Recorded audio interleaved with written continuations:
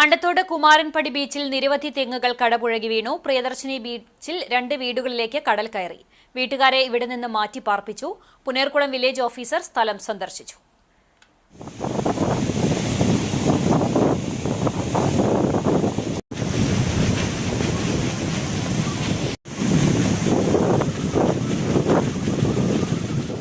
കുമാരൻപടി പ്രിയദർശിനി ബീച്ചിലാണ് ഹനീഫ, താഹിറ മാലിക്കുളം, റഹ്മാൻ കൊട്ടിലിങ്ങൽ എന്നിവരുടെ വീടുകളിലേക്ക് കടൽ ഇരച്ചു കയറിയിട്ടുള്ളത്.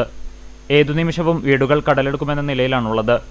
ഞായറാഴ്ച രാത്രി മുതലാണ് വീട്ടിലേക്ക് ശക്തമായ തിരമാലയിൽ വെള്ളം ഇരച്ചു കയറിയത്.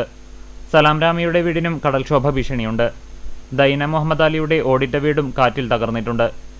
ഇവിടങ്ങളിൽ ഇലക്ട്രിക് പോസ്റ്റും കടലിലേക്ക് മറിഞ്ഞു വീണിട്ടുണ്ട്.